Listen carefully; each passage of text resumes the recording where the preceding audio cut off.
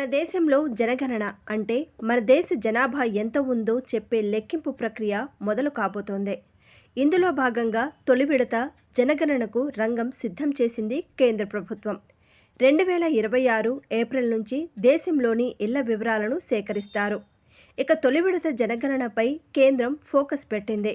తొలుత గృహాల లిస్టింగ్, ఎలా గణన చేయాలన్న దానిపై ప్రీ టెస్ట్ ముగిసింది. దేశంలోని రాష్ట్రాలు, జిల్లాల స్థాయిలో సమీక్షలు జారీ వచ్చిన ఫీడ్బ్యాక్ ఆధారంగా రిజిస్ట్రార్ జనరల్ కార్యాచరణ ప్రణాళికను రూపొందిస్తారు. దేశంలోనే తొలిసారిగా డిజిటల్గా జనగణన చేపట్టనున్నారు. 2027 జనాభా లెక్కింపునకు సంబంధించిన ప్రీ టెస్ట్ ప్రక్రియ ఇప్పటికే ముగిసింది. జనగణన తొలి విడతలో భాగంగా 2026 ఏప్రిల్ నుంచి సెప్టెంబర్ వరకు దేశంలోని ఇళ్ల వివరాలను సేకరించనున్నారు. దీన్నే గృహాల లిస్టింగ్ గణన ప్రక్రియ అంటారు.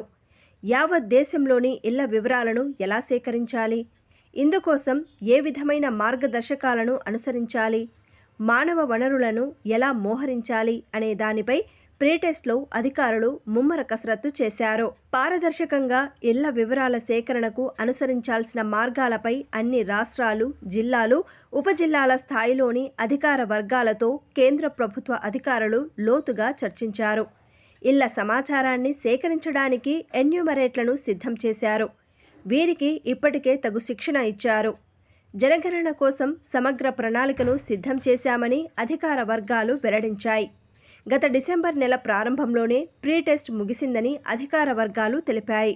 దీన్ని విజయవంతం చేసిన ప్రతి ఒక్కరిని భారతదేశ registrar general and census commissioner Mrityunjay Kumar Narayan అభినందించారని ఆ వర్గాలు పేర్కొన్నాయి. గృహాల లిస్టింగ్ గణన కోసం 2026 ఏప్రిల్ నుంచి దేశంలోని ప్రతి ఇంటిని క్షేత్రస్థాయి సిబ్బంది ఎలా చేరుకోవాలి, ఈ క్రమంలో ఇంటి యజమానులను ఏ ప్రశ్నలు అడిగి ఎలాంటి సమాచారాన్ని సేకరించాలి, ఈ క్రమంలో మొబైల్ యాప్ను ఎలా వాడాలి, డిజిటల్గా సమాచారాన్ని నమోదు చేసే క్రమంలో దోహదపడే భద్రతా ఫీచర్లు ఏమిటి, సిబ్బందిని రాష్ట్ర, జిల్లా, ఉపజిల్లా స్థాయిలో ఎలా వినియోగించాలి, ఈ క్రమంలో అధికారులు ఎలా సమన్వయం చేసుకోవాలి అనే అంశాలపై స్పష్టమైన కార్యాచరణ ప్రణాళికను సిద్ధం చేసుకోవడానికి ఇటీవలే జరిగిన ప్రీ టెస్ట్ ప్రక్రియ దోహదపడిందని అధికార వర్గాలు తెలిపాయి. 2026 ఏప్రిల్ నుంచి సెప్టెంబర్ వరకు ఇళ్ల వివరాల సేకరణకు జరగనున్న క్లిష్టమైన సుదీర్ఘ కసరత్తుపై క్లారిటీకి రావడానికి ఈ ప్రీ టెస్ట్ ఉపకరించిందని అధికారులు పేర్కొన్నారు. ఎన్యూమరేట్లు ప్రతి ఇంటికి వెళ్లినప్పుడు భవనాల వివరాలు, ఇళ్ల సమాచారం, కనీస వసతుల తాగునీరు, పారిశుద్ధ్యం, విద్యుత్ వంటి గురించి తెలుసుకొని ప్రత్యేక మొబైల్ యాప్ను నమోదు చేస్తారు. వారు తీసుకున్న ఫీడ్బ్యాక్ ఆధారంగా ఆర్జీఐ భవిష్యత్తులో కీలక నిర్ణయాలు తీసుకునే అవకాశం ఉంది. తొలి విడత జనగణనలోని గృహాల లిస్టింగ్ గణనకు సంబంధించిన ప్రీ టెస్ట్ సందర్భంగా చాలా అంశాలపై ఫీడ్బ్యాక్ను సేకరించారు. అన్ని స్థాయిల అధికారులు తమ ఫీడ్బ్యాక్ను ఇచ్చారు. వాటన్నిటిపై అన్ని రాష్ట్రాలు, కేంద్రపాలిత ప్రాంతాల సెన్సెస్ డైరెక్టర్ల సమక్షంలోనే సమీక్ష జరిగింది. ఈ క్రమంలో అందరి నుంచి సలహాలు, సూచనలను స్వీకరించారు. తదుపరిగా డిసెంబర్ 16న registrar general of India Mrityunjay Kumar Narayan సారథ్యంలో జరిగిన ప్రత్యేక సమావేశంలో వీటిపై చర్చించి పలు నిర్ణయాలు తీసుకున్నారు. ప్రీ టెస్ట్ విజయవంతం కావడంపై ఆర్జీఐ హర్షం వెలిబొచ్చింది. దీనివల్ల 2026 ఏప్రిల్ నుంచి ఇళ్ల గణాంకాల సేకరణ ప్రక్రియను సమర్థంగా, పారదర్శకంగా, విజయవంతంగా నిర్వహించగలమనే విశ్వాసం అందరికీ వచ్చిందన్నారు.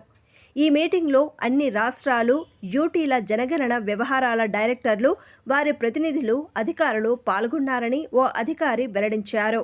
జనగణన కోసం 11,718.24 కోట్ల రూపాయలు ఖర్చవుతోందని అధికారులు అంచనా వేశారు. గృహాల లిస్టింగ్ గణన ముగిశాక రెండో విడత జనగణన మొదలవుతుంది. ఇందులో భాగంగా మన దేశంలోని మంచుమయ ప్రాంతాల్లో జనాభా లెక్కల ప్రక్రియను 2026 సెప్టెంబర్ నుంచి అక్టోబర్ 1 వరకు నిర్వహిస్తారు.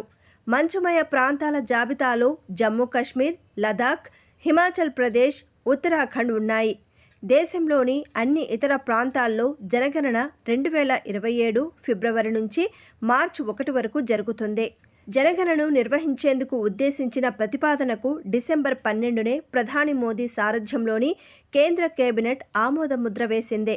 ఈసారి జనగణనలో తొలిసారిగా కుల వివరాలను కూడా సేకరించనున్నారు. ఈ మేరకు ఈ ఏడాది ఏప్రిల్ 30న కేంద్ర కేబినెట్ కమిటీ కీలక నిర్ణయాన్ని తీసుకుంది. ఇది మన దేశంలో జరుగుతున్న 16వ జనగణన. మన దేశానికి స్వాతంత్ర్యం వచ్చాక జరుగుతున్న 8వ జనగణన ఇదే.